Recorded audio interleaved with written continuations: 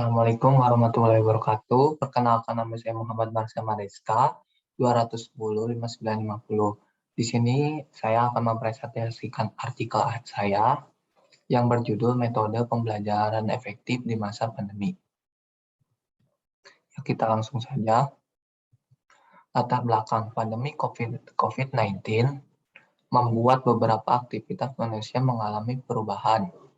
Surat edaran Menteri Pendidikan dan Kebudayaan merekomendasikan bahwa seluruh kegiatan di lembaga pendidikan harus dilakukan secara jarak jauh dan seluruh perbelakangan perlu disediakan oleh orang tua di rumah.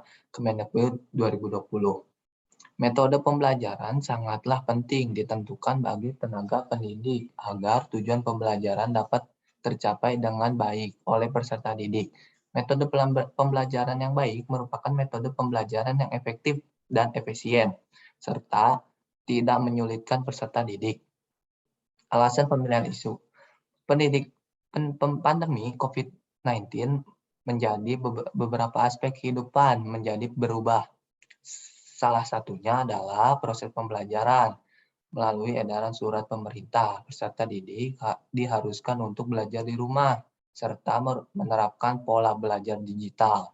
Dengan begitu, sudah seharusnya seorang tenaga pendidik perlu menemukan metode pembelajaran yang efektif dan efisien guna mendukung pembelajaran. Rumusan masalah yang pertama, bagaimana metode pembelajaran yang efektif di masa pandemi? Yang kedua, apakah peran orang tua peserta didik berpengaruh terhadap kegiatan pembelajaran? Yang ketiga, bagaimana cara mengatasi berbagai kendala pembelajaran daring peserta didik? Tujuan penelitian yang pertama, menemukan metode pembelajaran yang efektif di masa pandemi. Dan yang kedua, mengetahui apakah peran orang tua peserta didik berpengaruh terhadap kegiatan pembelajaran. Yang ketiga, memberi solusi terhadap berbagai kendala pembelajaran daring peserta didik. Tinjauan teori. Yang pertama, metode. Menurut Departemen Sosial Republik Indonesia, metode merupakan cara teratur yang digunakan dalam menjalankan suatu pekerjaan untuk mencapai hasil yang diinginkan. Yang kedua, pembelajaran. Menurut Sagala 2010.261, pembelajaran merupakan membelajarkan peserta didik menggunakan asas pendidikan maupun teori pembelajaran. Yang ketiga, efektif. Menurut Sondang Peksiagian 2001.224,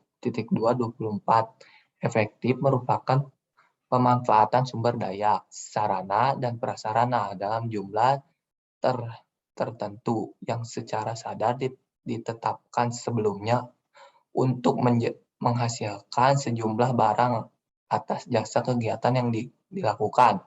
Dan yang ketiga, pandemi. Pandemi adalah wabah penyakit yang menjangkit secara serempak di mana-mana dan meliputi daerah geografi yang luas. Metode penelitian kuantitatif menggunakan Google Formulir untuk mendapatkan jawaban responden. Kualitatif, studi literatur jurnal. Hasil dan pembelajaran. Yang pertama, didapatkan hasil bahwa seluruh responden pernah mengalami pembelajaran secara daring, 100%. Yang kedua, aplikasi yang digunakan untuk mendukung proses pembelajaran daring diantaranya Google Classroom, Google Meet, Zoom Meeting, Edmodo, Quiz, Schoolout, dan lain-lain. Dan yang ketiga, sebanyak 80% responden berpendapat bahwa pembelajaran terasa lebih menyenangkan secara luring. Dan yang keempat, sebanyak 76% responden mengatakan bahwa tenaga pendidik yang ramah dapat membuat pembelajaran menjadi lebih menyenangkan. Dan yang kelima, 56% responden menjawab mungkin terhadap pernyataan tenaga pendidik yang tegas membuat pembelajaran terasa membosankan. Dan yang keenam, 92% responden berpendapat bahwa pengawasan orang tua sangatlah penting bagi kelancaran proses pembelajaran peserta didik, khususnya dalam pembelajaran secara daring. Metode pembelajaran di masa pandemi sudah sangat berbeda dari zaman di mana kegiatan belajar mengajar dilakukan secara langsung dan bertatap muka. Hal ini membuat dunia digital semakin berkembang dan melahirkan berbagai metode-metode pengajaran dan pembelajaran baru bagi peserta didik, dikutip dari Binus University. Metode pembelajaran di era pandemi dapat dikategorikan menjadi 6 jenis, yakni balance learning, integrated curriculum, home visit method, learning method, online learning, serta project basic learning. Kesimpulan, berdasarkan penelitian yang telah dilakukan, dapat disimpulkan bahwa metode pembelajaran yang digunakan oleh tenaga pendidik sangatlah mempengaruhi keberhasilan atau ketercapaian suatu tujuan proses pembelajaran. Metode pembelajaran itu sendiri dapat disesuaikan dengan keadaan para peserta didik. Misalnya, penggunaan metode pembelajaran balance learning sangat direkomendasikan bagi para peserta didik yang ada pada daerah perkotaan dan tidak memiliki kendala ekonomi maupun jaringan. Dan yang ketiga, sedangkan metode pembelajaran luring method sangat direkomendasikan bagi peserta didik yang tinggal di wilayah zona hijau dengan tepat menerapkan protokol kesehatan sesuai dengan anjuran pemerintahan. Dan penguasaan orang tua juga diperlukan dalam proses kegiatan belajar mengajar, khususnya dalam sistem online seperti ini.